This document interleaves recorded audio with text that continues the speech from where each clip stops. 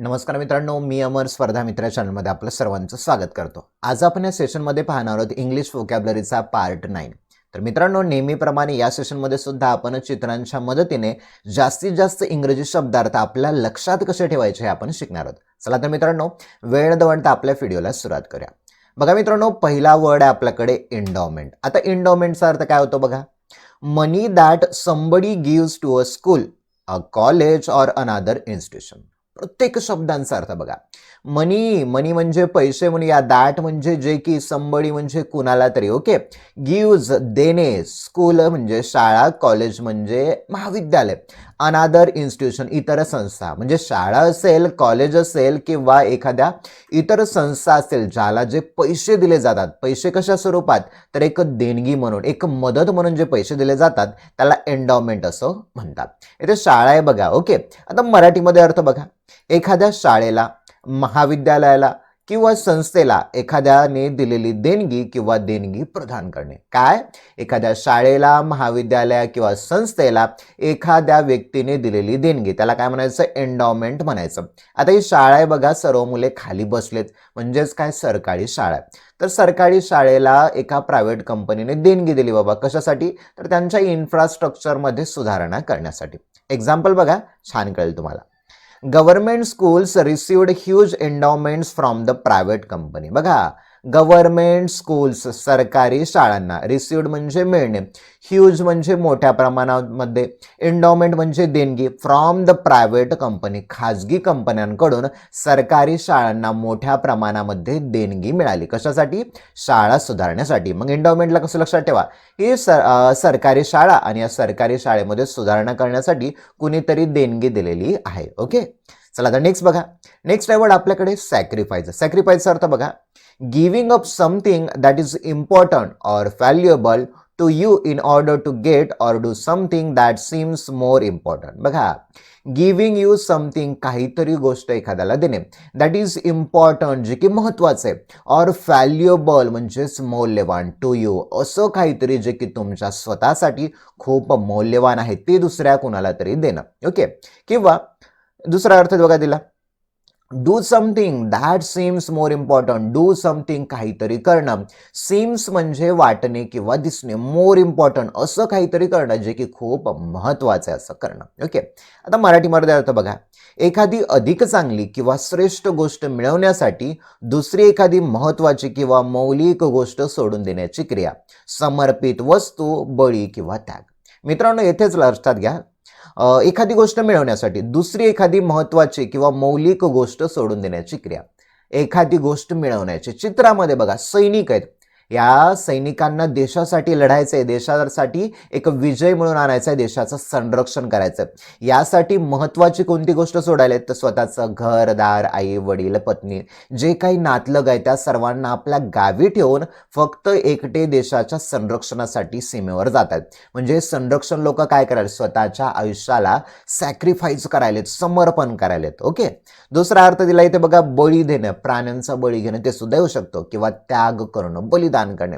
अभ्यास करायला होता आपण रीडिंग रूम मध्ये, बरेच सारे मुलं समजा पुणे यासारख्या ठिकाणी अभ्यासाला जातात. म्हणजेच काय? स्वतःचं गाव असेल ते सोडून आपल्या भविष्यासाठी पुणे येथे जाऊन अभ्यासाला लागले. तर त्यांना ते जे मुलं आहेत ते सॅक्रिफाईस करायलेत, स्वतःच्या जीवनाचं काय करायला, ते सॅक्रिफाईस मध्ये करायलेत. ओके, आता बघा example. He gave his life as a sacrifice for his country. बघा, ही गेव हिज लाईफ, त्याने त्याचं जीवन सॅक्रिफाईस केलं, समर्पित केलं. कुणासाठी? देशासाठी. आता इथे सैनिक बघा, आणि सैनिक काय करतायत? सॅक्रिफाईस करतायत. आपलं जे शरीर आहे, आपला जो देह आहे, देशासाठी त्याग करतायत. ओके, चला आता नेक्स्ट बघा. नेक्स्ट आहे रिच्युअल. रिच्युअलचा अर्थ बघा.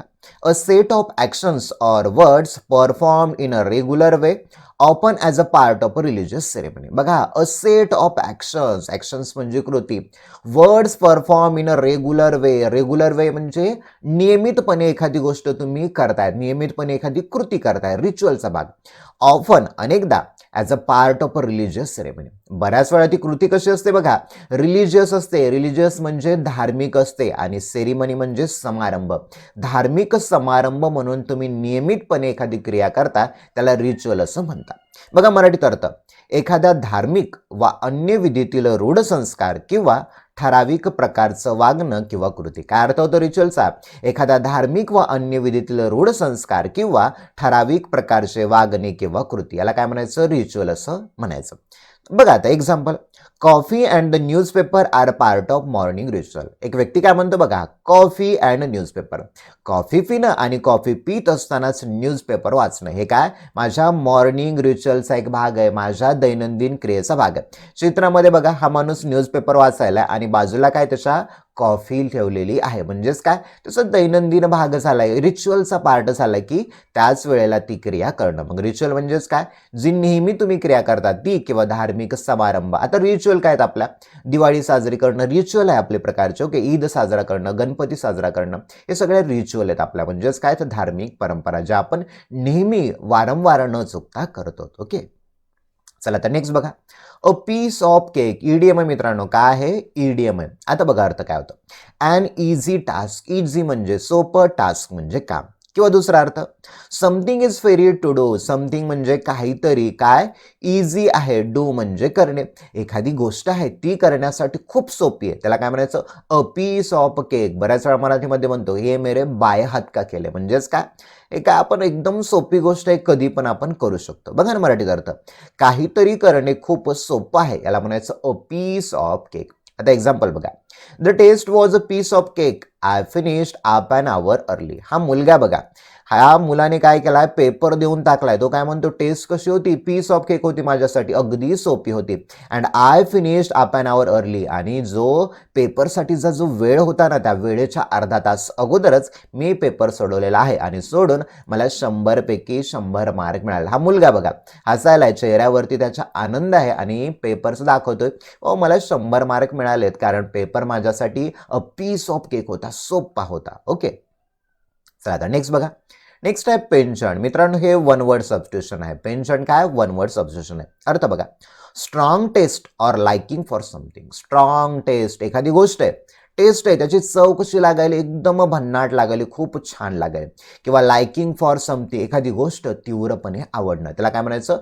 पेनचट असं म्हणायचं. किंवा दुसरा अर्थ बघा, strong or habitual liking for something or tendency to do something. बघा, strong or habitual liking. Strong म्हणजे तीव्र, हॅबिच्युअल म्हणजे सवयीचं, लाइकिंग फॉर समथिंग एखादी गोष्ट सवयीप्रमाणे तुम्हाला ती खूप आवडत आहे, किंवा टेंडन्सी टू डू समथिंग काहीतरी गोष्ट करण्यासाठी तुमची टेंडन्सी आहे, तुमची कल आहे, तुमची क्षमता आहे असं म्हणू शकता. मग मराठीत अर्थ बघा, एखाद्या गोष्टीची तीव्र आवड असणे किंवा काहीतरी करण्याकडे तुमचा कल असणं, आवड असणं, त्याला काय म्हणायचं? पेन्शंट असं म्हणायचं. आता एक्झाम्पल बघा, छान कळेल तुम्हाला. She has a penchant for Indian food. बघा, शी हॅज अ पेन्शंट, तिला पेन्शंट आहे, तीव्र आवड आहे कशाची? तर इंडियन फूड, भारतीय खाद्यपदार्थांची. या चित्राकडे बघा आणि लक्षात ठेवा. आता बघा, ती एक कुणीतरी मुलगी आहे, तर तिला भारतीय पदार्थाची आवड आहे. बघा ना, भारतीय पदार्थ इथे पोळी दिले, राईस आहे, परत इथे दही दिलेलं आहे, किंवा वेगवेगळ्या डिशेस दिल्यात. बघा इथे गोबीची भाजी दिली, एटसेट्रा. म्हणजेच काय? भारतीय फळांची किंवा भारतीय खाद्यपदार्थाची जिला आवड आहे, म्हणजेच तिला पेन्शंट आहे, म्हणजेच काय? तीव्र आवड आहे. ओके, चला आता नेक्स्ट बघा, water under the bridge. Idioms आहे मित्रांनो. काय आहे? ईडीएम आहे, वॉटर अंडर द ब्रिज. अर्थ बघा काय होतो? Something happen in the past and is no longer important or worth arguing about. Something म्हणजे काहीतरी, हॅपन म्हणजे घडणं, इन द पास्ट असं काहीतरी जे भूतकाळामध्ये घडलेलं आहे. And is no longer important. Longer म्हणजे दीर्घकाळासाठी, इम्पॉर्टंट म्हणजे महत्वाचं, वर्थ आर्ग्युइंग इट. बघा, असं काहीतरी भूतकाळात घडलंय आणि ते आता महत्वाचं आहे का? नाही. Worth आर्ग्युइंग it. वर्थ म्हणजे फायदेशीर, आर्ग्यू म्हणजे वादविवाद. भूतकाळात जे काही घडलंय, परंतु आता त्याच्यावरती वादविवाद करणं फायदेशीर आहे का? नाही. इथे दिलं बघा, is no longer important or no worth arguing about. त्याच्यावरती विचार करणं, वाद करणं एकदम काय? निष्फळ आहे. ओके, तर मराठीत अर्थ बघा, भूतकाळात काहीतरी घडलंय आणि यापुढे महत्वाचे किंवा वाद घालण्यासारखे नाही, याला काय म्हणायचं? Water under the bridge. आता एक्झाम्पल बघा, last years dispute is water under the bridge नाव. आता हा चित्र बघा, वॉटर अंडर द ब्रिज हे काय म्हणाल बाबा? भूतकाळात जे घडले ते आपण विसरून जाऊ आणि नव्याने सुरुवात करूया. आता इथे बघा आहेत आपले सध्याचे उपमुख्यमंत्री फडणवीस साहेब आणि इकडे सुद्धा दुसरे उपमुख्यमंत्री अजित पवार. अगोदर हे दोघं एकमेकांच्या विरोधात होते, दोघांनी एकमेकावरती भन्नाट असे आरोप सुद्धा केले. आणि सध्या त्यांची युती झाली. म्हणजेच काय, हे दोघं भाऊ म्हणाले एकमेकांना की बाबा आपण झालं गेलं विसरून जाऊया. वॉटर अंडर द ब्रिज, जे गेलं आपण विसरून जाऊया. इथेच बघा, लास्ट इयर्स डिस्प्यूट, गेल्या वर्षी जे आपल्यामध्ये जे डिस्प्यूट झाले, तर वादविवाद झाले, ते आता कुठं गेलेत? वॉटर अंडर द ब्रिज नाव, सगळे घोडे गंगेत नाहून गेले असं आपण त्याला म्हणतो. झालं गेलं आपण विसरून जाऊया. ओके, चला आता नेक्स्ट बघा. नेक्स्ट आहे पार्डन. पार्डनचा अर्थ बघा, used for asking somebody to repeat what he or she has just said because you did not hear or understand it. एक अर्थ काय म्हणाला, used for asking somebody. Used म्हणजे आपण वापरणे म्हणूया. आस्क म्हणजे विचारणे, समबडी म्हणजे कुणाला तरी. ओके, रिपीट करा म्हणजेच काय, एखादी गोष्ट परत सांगा जी की तुम्हाला यू डीड नॉट हिअर, तुम्ही जी ऐकलेली नाहीये किंवा तुम्ही ती समजलेली नाहीये. समजा एखाद्या व्यक्तीला तुम्ही कॉल केला आणि तो कॉल करत असताना त्याने तुम्हाला काहीतरी सांगले, परंतु गर्दीमुळे असेल किंवा गोंधळामुळे तुम्हाला ते ऐकू आलेलं नाहीये. मग तुम्ही त्या व्यक्तीला म्हणू शकता पार्डन. म्हणजेच काय, बाबा ते मला ऐकू आलं नाही, तू आता परत एकदा मला सांग, त्याला पार्डन तुम्ही म्हणू शकता. ओके, एक अर्थ बघा, मराठी दिलाय मी, त्या तुम्हाला कळेल. तुम्हाला समजले नाही म्हणून किंवा तुम्हाला नीट ऐकू आले नाही म्हणून एखाद्याला तो काय म्हणाला हे पुन्हा सांगण्याची विनंती करताना वापर. ओके, बघा, तुम्हाला काहीतरी समजलं नाहीये, तुम्हाला नीट ऐकवलं नाही, म्हणून जो समोरचा व्यक्ती तुम्हाला बोललाय ना, त्याला विनंती करा, रिक्वेस्ट करा की बाबा परत मला सांग. ओके, किंवा शाळेमध्ये किंवा कॉलेजमध्ये सुद्धा एखादा कन्सेप्ट तुम्हाला कळाला नाही, शिक्षकांना म्हणू शकता, सर मला कळालं नाही, मला परत एकदा सांग. काय म्हणायचं? पार्डन. ओके, किंवा दुसरा अर्थ बघा, an official decision not to punish somebody for a crime. बघा, ऑफिशियल डिसिजन्स म्हणजेच काय, तर एक अधिकारवाणीने घेतलेला निर्णय. Not to punish somebody for a crime, क्राईमसाठी, एखाद्या गुन्ह्यासाठी एखाद्याला पनिश न करणं म्हणजेच काय, माफी देणं. बघा, इथे अर्थ दिलाय, एखाद्याला त्याच्या गुन्ह्यासाठी शिक्षा न करण्याचा अधिकृत निर्णय, माफी देणं, क्षमा करणं, याला काय म्हणायचं? पार्डन असं म्हणायचं. आता चित्रामध्ये बघा, हे जज साहेब आहेत, इथे दोन तराजू आहेत, इथे त्यांचा एक टेबल आहे असं आपण त्याला म्हणतो. म्हणजेच काय, तर कोर्टामधली कारवाई. आणि जज साहेबांनी बघा या व्यक्तीला काय केलंय, माफी करून टाकली. बघा ना example, Taylor was convicted but was granted a royal pardon. बघा, टायलर नावाचा जो व्यक्ती आहे त्याला कन्व्हिक्टेड म्हणजे दोषी ठरवण्यात आलं, गुन्ह्यामध्ये काय कन्व्हिक्ट केलं, दोषी ठरवण्यात आलं. परंतु was granted a royal pardon. Granted म्हणजे अनुमती देणे, रॉयल पार्डन एक राजेशाही पद्धतीने त्या व्यक्तीला काय, पार्डन मिळाली, माफी मिळाली. ओके, म्हणजेच काय, त्याला क्षमा केलं असं आपण त्याला म्हणू शकतो. आता नेक्स्ट बघा, नेक्स्ट आपल्याकडे डर्थ. आता डरचा अर्थ बघा, an amount of something that is too small, scarcity that makes dear. an amount of something, amount म्हणजे रक्कम म्हणूया, something म्हणजे काहीतरी, that is too small. बघा, पैसे आहेत, पैशाची कमतरता आहे, अमाऊंट कसं आहे, कमी आहे, त्याला डर्थ असं म्हणतो. किंवा दुसरा अर्थ बघा, scarcity that makes dear. Scarcity म्हणजे दुष्काळ असं आपण म्हणूया. दॅट मेक्स डिअर, जेणे की डिअर वाढलाय म्हणजेच काय, महागाई वाढल्यामुळे जो झालेला दुष्काळ, त्याला म्हणायचं डर्थ. बघा, मराठीचा अर्थ काय व्हायला, दुर्मिळता, दुष्काळ किंवा कमतरता. काय अर्थ व्हायला, दुर्मिळता, दुष्काळ किंवा कमतरता, याला म्हणायचं डर्थ. आता एक्झाम्पल बघा, there is a dearth of a qualified workers. बघा, there is a dearth of a qualified workers. तेथे क्वालिफाईड वर्कर म्हणजे गुणवत्तापूर्ण कामगारांचे डर्थ आहे, तुटवडा आहे, कमतरता आहे. आता चित्रामध्ये बघा, हे व्यक्ती बघा काम करायलेत कुठेतरी, त्याचं सेंटरिंगचं काम चालू आहे किंवा इथे गज वगैरे आहेत बघा, याच्या हातामध्ये हातोडा, हे वर्कर आहे. परंतु या वर्करमध्ये तेवढं कौशल्य नाही, म्हणजेच काय, तर कामगारांचा तुटवडा आहे. तर बघा, अगोदरच बऱ्याच वेळा आपल्याला नेहमी डे टू डे लाईफमध्ये कामगारांचा तुटवडा जाणवतो. म्हणजे काम तर आहेत परंतु लोक करण्यासाठी सक्षम नाहीत असं आपण त्याला म्हणू शकतो. म्हणजेच काय, डर्थ असणे, लोकांचा तुटवडा असणं. ओके, चला आता नेक्स्ट बघा. नेक्स्ट आहे मित्रांनो सिनिस्टर. आता भयानक शब्द आहे सिनिस्टर. अर्थ काय होतं बघा, seeming evil or dangerous, making you feel that something bad will happen. सीमिंगचा अर्थ होतो दिसणे किंवा वाटणे, इव्हिल म्हणजे दुष्ट किंवा वाईट, डेंजरस म्हणजे धोकादायक, म्हणजे काहीतरी दुष्ट आहे, धोकादायक असं दिसणं किंवा वाटणं. चित्रामध्ये बघा, ही ॲनाबेल आहे. ओके, भूतनी आहे असं आपण त्याला म्हणतो. ॲनाबेल कशी डेंजरस दिसायली, एकदम इव्हिल, दुष्ट, राक्षसारखी दिसायली. दुसऱ्या चित्रात इकडे घर बघा, घर कसं आहे, बंगलो, इथे लाल लाल दिसायला बघा, पूर्णपणे घरा कसं आहे, एकदम वटवागुळ हवेमध्ये, पुराणी हवेली असं आपण त्याला म्हणू शकतो. म्हणजेच काय, सिनिस्टर होम आहे असं आपण त्याला म्हणू शकतो. किंवा बघा, making you feel that something bad will happen, म्हणजे बघा इथे अर्थ दिला, काहीतरी वाईट घडणार आहे असे तुम्हाला वाटायला लागणार, काहीतरी वाईट घडणार आहे असे तुम्हाला वाटायला लागणार, त्याला सिनिस्टर म्हणायचं. किंवा दुष्ट किंवा धोकादायक दिसणारं, किंवा अभद्र किंवा अशुभ. ओके, मग सिनिस्टर म्हणजेच काय, तर दुष्ट किंवा धोकादायक दिसणारं, काहीतरी भविष्यात वाईट घडणार आहे असं तुम्हाला वाटणं, किंवा अभद्र असणं, अशुभ असणं, त्याला सिनिस्टर म्हणायचं. आता एक्झाम्पल बघा, the ruined house had a sinister appearance. बघा, रुइंड हाऊस, रुइन म्हणजे नाश पावलेलं, जुनाट असं म्हणूया. हाऊस म्हणजे घर. Had a sinister appearance, appearance म्हणजे दिसणे किंवा देखावा. हे जे घर आहे बघा, नाश पावलेलं जुनाट घर आहे, याला ना खिडक्या आहेत ना दरवाजे आहेत, एकदम भन्नाट, तिथे कोणीही राहत नाही. कसं एकदम घर भयावह दिसायले, सिनिस्टर दिसायले. ओके, चला आता नेक्स्ट आहे बघा मित्रांनो, ॲटोनमेंट. One word substitution. काय वन वर्ड सबस्टिट्यूशन आहे? अर्थ बघा, an action of making amends for a wrong or injury. बघा, ॲक्शन म्हणजे कृती, मेकिंग म्हणजे बनवणे किंवा करणे, अमेंड म्हणजे दुरुस्ती असं आपण त्याला म्हणतो. For a wrong or injury, काहीतरी रॉंग झाले, चुकीचं झालंय, किंवा कुणाला तरी तुम्ही इंजुरी केली, दुखापत केली, त्याची अमेंडमेंट करणं, दुरुस्ती करणं, म्हणजेच प्रायश्चित्त करणं, त्याची भरपाई करणं, त्याला काय म्हणायचं, ॲटोनमेंट म्हणायचं. ओके, प्रायश्चित करणं किंवा भरपाई करणं.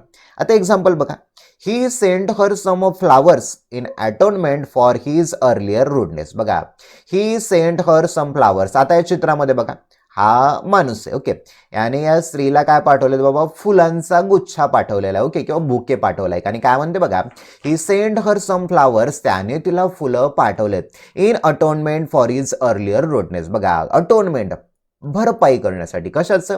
हिज म्हणजे त्याचा म्हणूया, अर्लियर म्हणजे अगोदरचा, रूडनेस म्हणजे उद्धटपणा.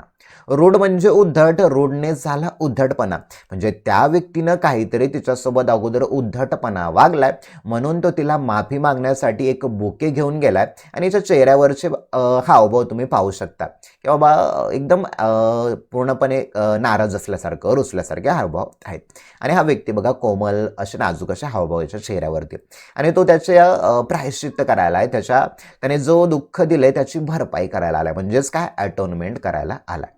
आता नेक्स्ट बघा, नेक्स्ट आपल्याकडे फॅसिनेट. फॅसिनेटचा अर्थ बघा, to attract or interest somebody that very much. Okay, attract आकर्षित करणं, इंटरेस्ट एखाद्या गोष्टीमध्ये आवड दाखवणं, किंवा याला समानार्थी शब्द आला इन्चांट, मंत्रमुग्ध करणे, हिप्नोटाईज करणं, कॅप्टिवेट करणं, भारावून टाकणं, ॲल्यूर करणं, मोहित करणं, बिविच करणं, आकर्षित जाणं.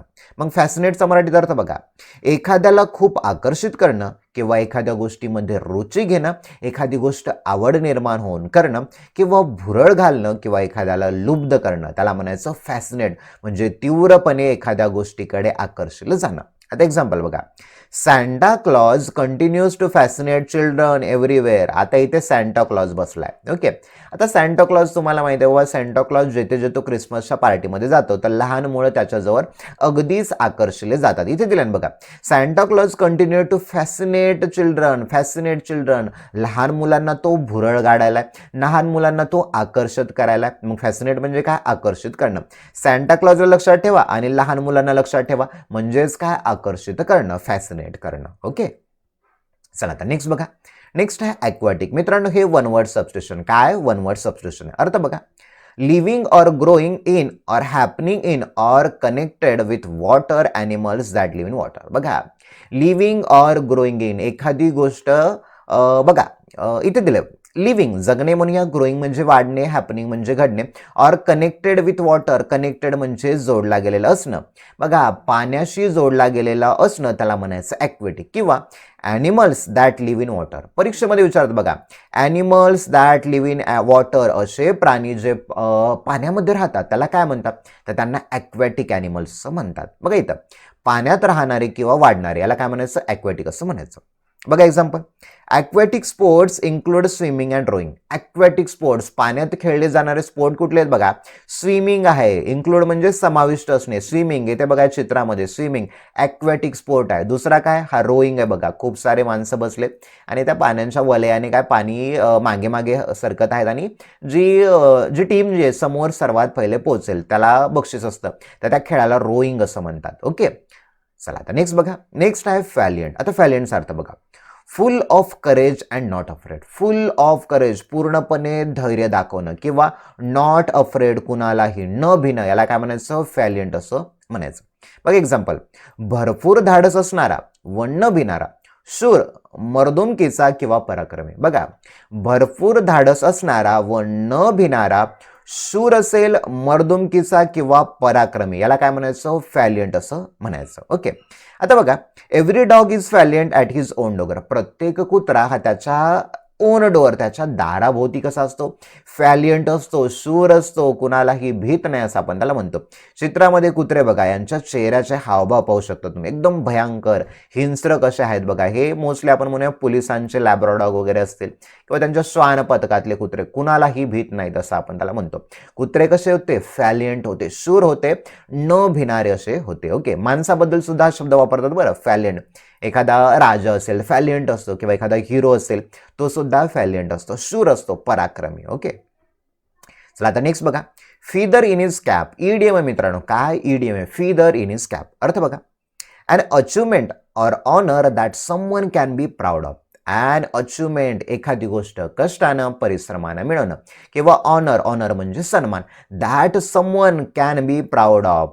ओके, म्हणजे कुणीतरी काहीतरी कष्टाने मिळवलेलं आहे, त्याचा त्याला अभिमान वाटणं, त्याला म्हणायचं फीदर इन हिज कॅप. आता अर्थ बघा, एखादी कामगिरी किंवा सन्मान ज्याचा एखाद्याला अभिमान वाटू शकतो. काय, एखादी कामगिरी किंवा एखादा सन्मान ज्याचा त्याला अभिमान वाटू शकतो, याला म्हणायचं फीदर इन हिज कॅप. आता एक्झाम्पल बघा, India added a feather in his cap bye winning the world cup in 2011. बघा, भारताने त्यांच्या सन्मानामध्ये काय एक आणखीनच भर पाडण्यात आली, किंवा ज्या वेळेला त्यांना 2011चा वर्ल्ड कप जिंकला. चित्रामध्ये पाहू शकता, सचिन तेंडुलकर आहे, सुरेश रैना आहे, इकडं विराट कोहली आहे, त्यानंतर श्रीसंत आहे, सेहवाग आहे. यांनी 2011चा वर्ल्ड कप जिंकला आणि त्यांच्या विजयामध्ये आणखीनच भर टाकली, याला म्हणूया feather in his cap. Okay, चला आता नेक्स्ट बघा, नेक्स्ट आहे नॉक्टर्नल. नॉक्टर्नलचा अर्थ बघा, हे वन वर्ड सबस्टिट्यूशन आहे बरं, वन वर्ड सबस्टिट्यूशन नॉक्टर्नल. आता बघा, awake and active at night and sleep during the day. बघा, अवेक जागृत असणे, ॲक्टिव्ह सक्रिय असणं, कधी तर नाईट रात्रीला सक्रिय असणं, जागृत असणं, and asleep during the day आणि दिवसाला झोपा काढणं. अस्लीप म्हणजे काय, गाढ झोपणं. आता याचा अर्थ होतो बघा, निशाचर, रात्री जागृत आणि सक्रिय आणि दिवसा झोपलेले. आता हे वटवाघूळ आहे. वटवाघूळ तुम्हाला माहिती आहे, रात्री सक्रिय असतं, रात्री तो अंधारामध्ये दूरवर फिरतो आणि दिवसाला झाडाला उलटा लटकलेला असतो. हा नॉक्टर्नल ॲनिमल झालाय. ओके, किंवा दुसऱ्या चित्रामध्ये हा घुबड दिलाय, तो सुद्धा सेम कॅटेगरी मधला. आता एक्झाम्पल बघा, nocturnal animals such as bats and owls only come out at night. बघा, नॉक्टर्नल ॲनिमल्स, निशाचर प्राणी, रात्रीला फिरणारे प्राणी कोण आहेत, बॅट्स आहे, वटवाघूळ, औल्स, घुबड आहे, only come out at night, फक्त ते रात्रीला बाहेर येतात, तर त्याला म्हणायचं नॉक्टर्नल असं म्हणायचं. ओके, तर मित्रांनो, ही होती महत्त्वाची आजच्या सेशनमधली इंग्लिश व्होकॅब्युलरी. व्हिडिओ जर आवडला असेल तर व्हिडिओला लाईक करा, शेअर करा आणि चॅनलला महत्त्वाचं म्हणजे सबस्क्राईब करा. Thank you for watching this video.